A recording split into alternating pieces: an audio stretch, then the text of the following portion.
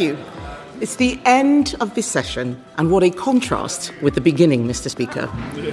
Back in July 2024, those benches were full of sycophantic questions from adoring new MPs.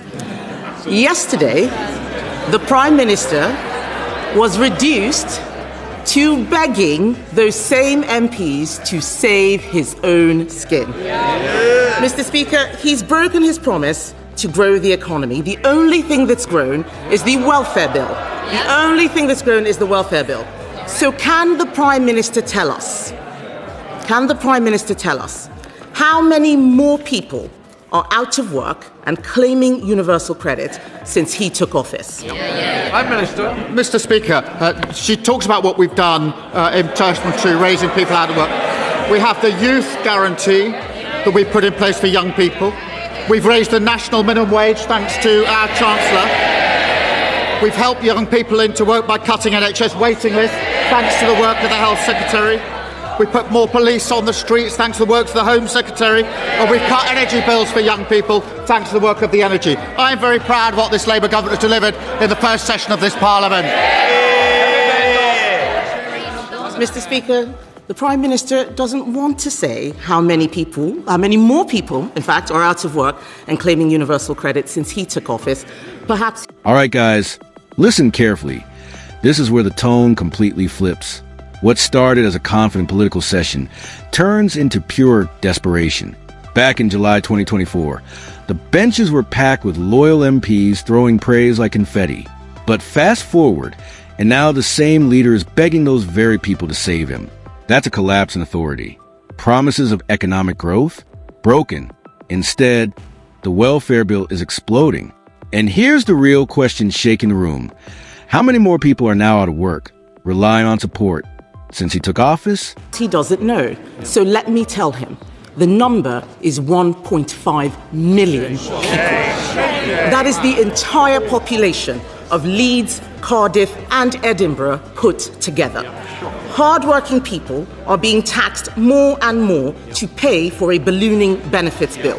So can the Prime Minister tell us why, on his watch, for the first time ever, we are now spending more on welfare than we earn in income tax? Prime Minister. Mr. Speaker, the welfare system she complains of is the one they put in place, Mr. Speaker.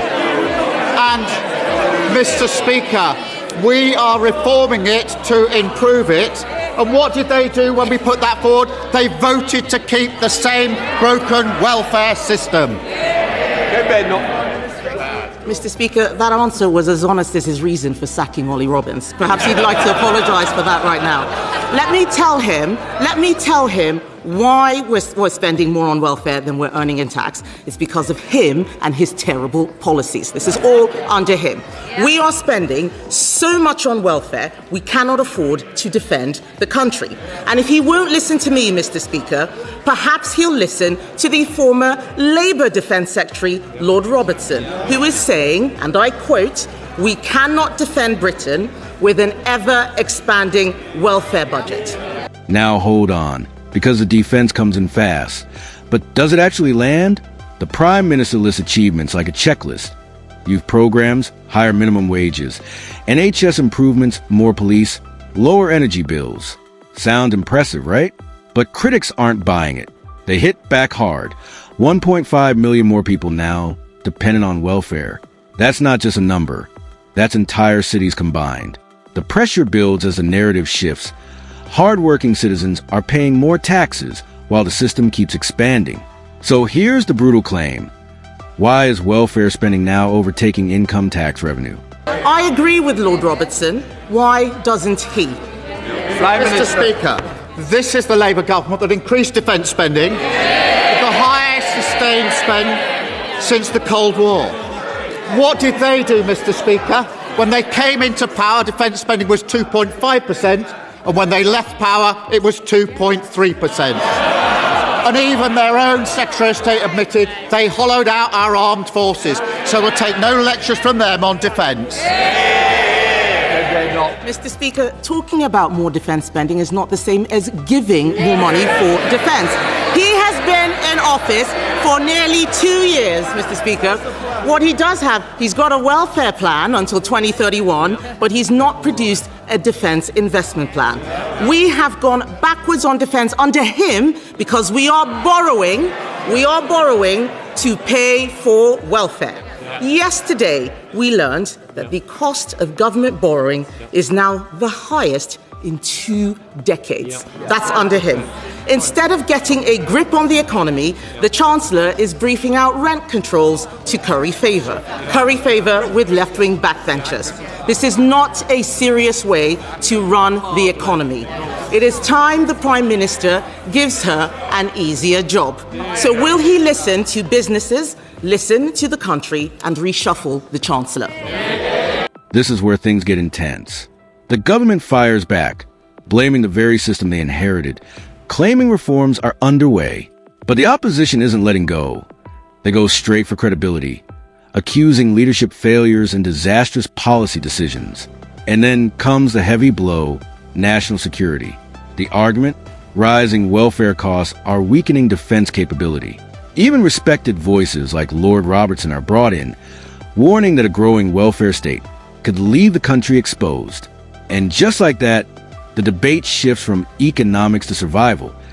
Can a nation truly defend itself under this pressure? Mr. Speaker, at the spring statement, the Chancellor was very proud to say inflation was down to 3% and falling, 6 interest rates in a cut. We've seen the growth figures for the early part of this year. And she says, well, the cost of borrowing's gone up. Yes, because there's a conflict in Iran. And what did she want to do? What did she want to do?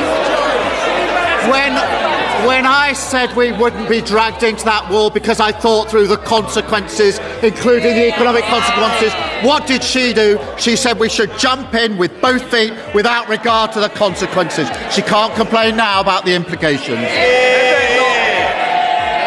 Mr. Speaker, I didn't hear him say he's not reshuffling the Chancellor. It sounds like she's toast. Meanwhile, the former Deputy Prime Minister is on manoeuvres. This government is like a bad episode of Game of Thrones. His own people have turned against him, and all the while, the Prime Minister is holed up in his castle, wetting himself about a visit from the King in the North. Yesterday, Mr. Speaker, one Labour MP actually said that his days are numbered. That's one of them. I wonder who it was, because they're all looking guilty as hell. Isn't the real reason, Mr. Speaker, isn't the real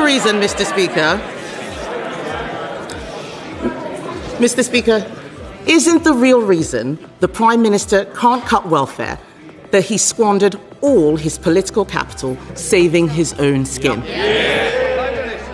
All right, now it turns into full political warfare. Defense spending claims are thrown around, but critics say it's all talk, no action.